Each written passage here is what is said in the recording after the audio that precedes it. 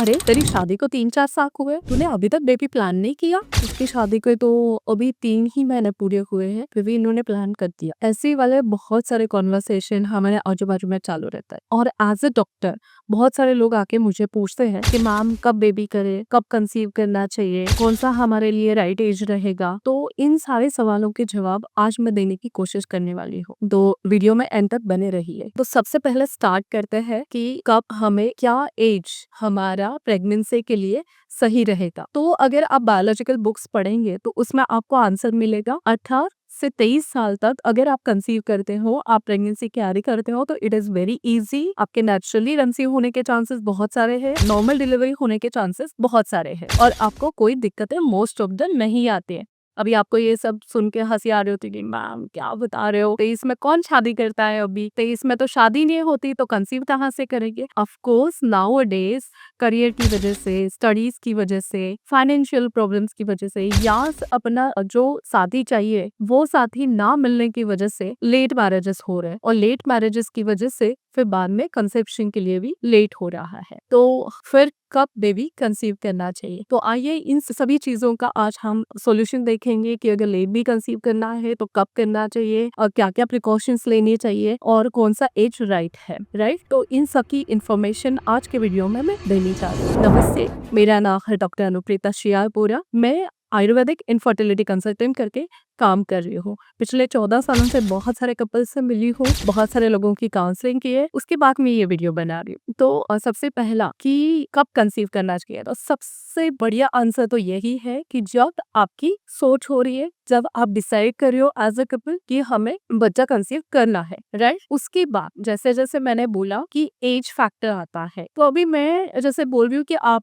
Decide करिए, but कुछ चीजें नेचर पर डिपेंड होती है, तो हमें नेचर को भी इग्नोर करके नहीं चलेगा। उसी वजह से हमारा भी एक बायोलॉजिकल क्लॉक चलता है।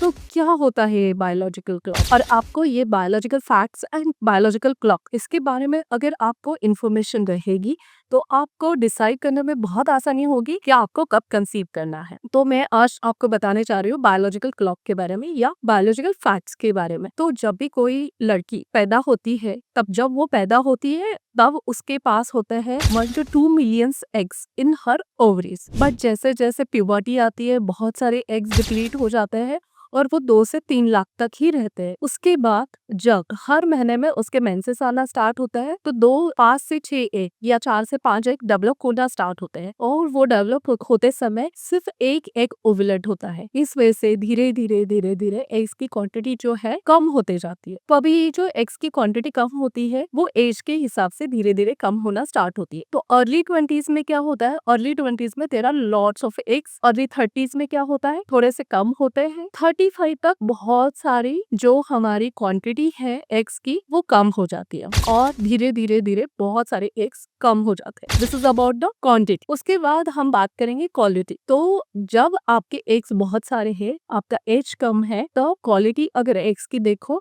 तो बहुत अच्छे से रहती है। जैसे जैसे एग बढ़ता जाता है फिर उसकी क्वालिटी जो है वो कम कम होते जाती है, तो क्वालिटी उसकी धीरे धीरे डिक्रीज हो जाती है। तो जब क्वालिटी डिक्रीज होती है तो उसमें क्या होता है, उसमें फिर जब भी बेबी प्लान होना है या जब भी आपको कंसीव करना है तो उसमें बहुत सारे चैलेंजेस आते हैं।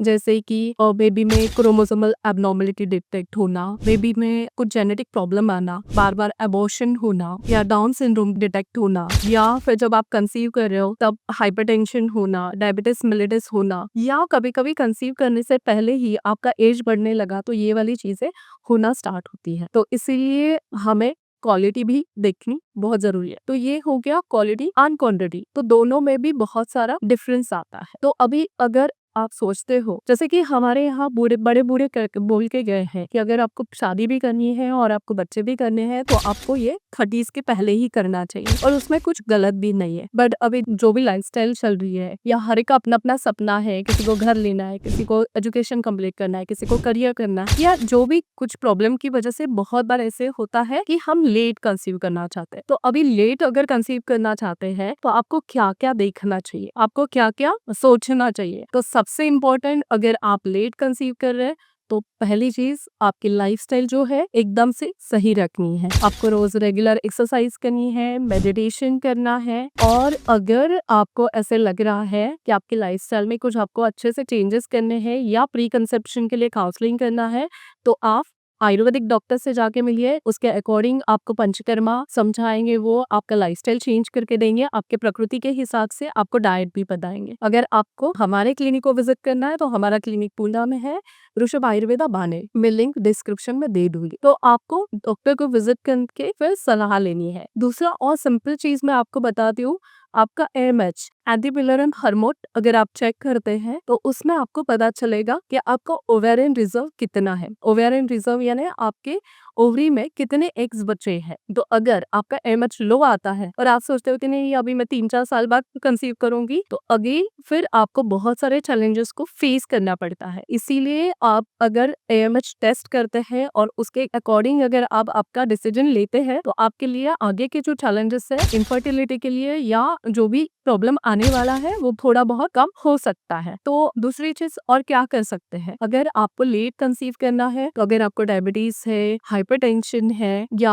और आर्थराइटिस है, जो भी आपके कोई हेल्थ इशू है, उसको कंट्रोल करने के लिए कोशिश करिए, स्ट्रेस फ्री रहिए। इस तरह से अगर हम पूरे बायोलॉजिकल क्लॉक और हमारी जो भी प्रायोरिटीज है उनको ध्यान में रखते हुए अगर हम कंसीव करते हैं, तो हमें बहुत सारे चैलेंजेस को फेस नहीं करना पड़ेगा। ये तो बहुत बार ऐसे होता है कि मैम फाइनेंशियल इंडिपेंडेंट होना है, फाइनेंशियल इंडिपेंडेंट होना है, और जितने पैसे कमाए उतने इनफर्टिलिटी के ट्रीटमेंट में लगा देते हैं। तो ये बिल्कुल मत करना, पहले ही आप थोड़े अलर्ट हो जाइए, because at the age of 35 बहुत सारे चैलेंजेस फेस करने पड़ते हैं। मैं ये नहीं बोलती हूँ कि 35 के बाद नेचुरल डिलीवरी नेचुरली कंसीव नहीं हो सकता है। Even I have conceive naturally at the age of 35, but मैं इन जनरल की बात कर रही हूँ, it is not about a particular person. और एक मिसकंसेप्शन हम लोगों में हो रहा है कि हम कुछ अदर कंट्रीज के वीडियो देखते हैं, किसी का 44 में कंसीव हुआ है, किसी का 40 में कंसीव हुआ है, तो हम सोचते हैं कि वी आर जस्ट 35, तो क्या प्रॉब्लम है।